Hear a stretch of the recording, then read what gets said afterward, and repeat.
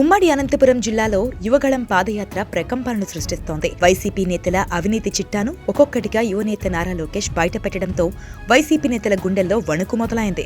యువనేత నారా లోకేష్ మాటల తూటాలకు సమాధానం చెప్పలేక వైసీపీ గొంతులు మూగబోయాయి. యువగళం పాదయాత్రలో ప్రజల స్పందన చూసిన వైసీపీ నేతలకు మైండ్ బ్లాక్ అయింది. ప్రజల సమస్యలు పరిష్కరించాలని 4 ఏళ్లు తిరిగినా వైసీపీ నేతలు పట్టించుకోలేదని నారా లోకేష్ మండిపడ్డారు.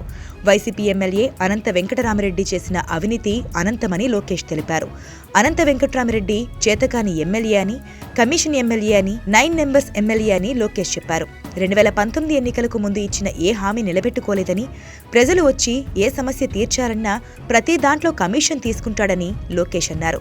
అనంత ఒక కమిషన్ ఎమ్మెల్యే కాబట్టి ఎవరు వెళ్లి సహాయం చేయమని అడిగినా తన ఫోన్లో 9 నెంబర్లు కొట్టి ఫోన్ మాట్లాడినట్టు నటిస్తాడని, అందుకే ఆయన్ను 9 మెంబర్స్ ఎమ్మెల్యే అంటారని లోకేష్ తెలిపారు.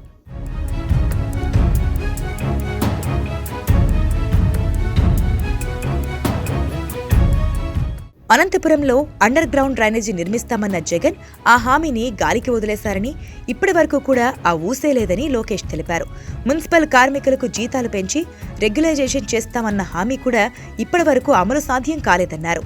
పట్టణంలో ఆఖరికి రోడ్లు ఊడ్చడానికి చీపుర్లు కూడా ఇవ్వడం లేదని, పారిశుద్ధ్య కార్మికులు సొంత డబ్బులు పెట్టి చీపుర్లు, సేఫ్టీ పరికరాలు కొనాల్సిన దుస్థితి ఏర్పడిందని లోకేష్ ఆవేదన వ్యక్తం చేశారు.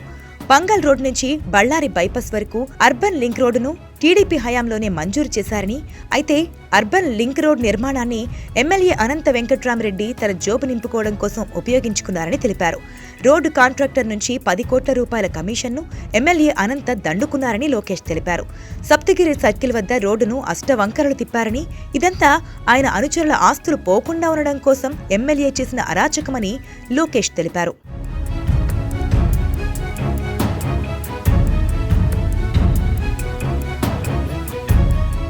2022లో అనంతపురం నగరాన్ని వరదలు ముంచెత్తితే 2000 ఇళ్లు నీట మునగడానికి కారణం వాగులు, వంకలను, వెళ్లే దారులను వైసీపీ నేతలు, నాయకులు కబ్జా చేసి ఇళ్లు కట్టడమేనని లోకేష్ ఆరోపించారు. 40 అడుగులు ఉండాల్సిన దారి 10 అడుగులకు కుదించుకుపోయిందని, దీనివల్ల వరదలు, వంకను 2 వైపులా ఉన్న కాలనీలను ముంచెత్తుతున్నాయని లోకేష్ అన్నారు. వరదలు వచ్చి ఊరంతా మునిగిపోయిన తర్వాత ఇప్పుడు రక్షణగోడ నిర్మాణానికి 45 కోట్లు కేటాయిస్తామని జగన్ రెడ్డి చెప్పినా ఇప్పటి వరకు పనులు కూడా మొదలు పెట్టకపోవడం శోచనీయమని లోకేష్ అన్నారు. అనంతపురం నగరానికి ఔటర్ రింగ్ రోడ్ నిర్మిస్తానన్న ఎమ్మెల్యే వెంకట్రామిరెడ్డి హామీ ఎటుపోయిందో అర్థం కావడం లేదని లోకేష్ చెప్పారు. అనంతపురం ప్రభుత్వ ఆసుపత్రిలో లేబర్ కాంట్రాక్టర్ నుండి ఎమ్మెల్యే అనంత ప్రతి నెల 5 లక్షల ముడుపులు తీసుకుంటున్నాడని లోకేష్ విమర్శించారు. టీడీపీ హయాంలో తలపెట్టిన 6,000 టిడ్కో ఇళ్లను లబ్ధిదారులకు ఇవ్వకుండా వేధిస్తున్నారని లోకేష్ తీవ్రస్థాయిలో ధ్వజమెత్తారు. టీడీపీ అధికారంలోకి వచ్చిన తర్వాత అభివృద్ధి, సంక్షేమాన్ని పరుగులు పెట్టిస్తామని లోకేష్ అన్నారు. అవినీతిలో మునిగిపోయిన వైసీపీ నేతలకు దిమ్మ తిరిగేలా ఎన్నికల్లో బుద్ధి చెప్పాలని ప్రజలను లోకేష్ కోరారు.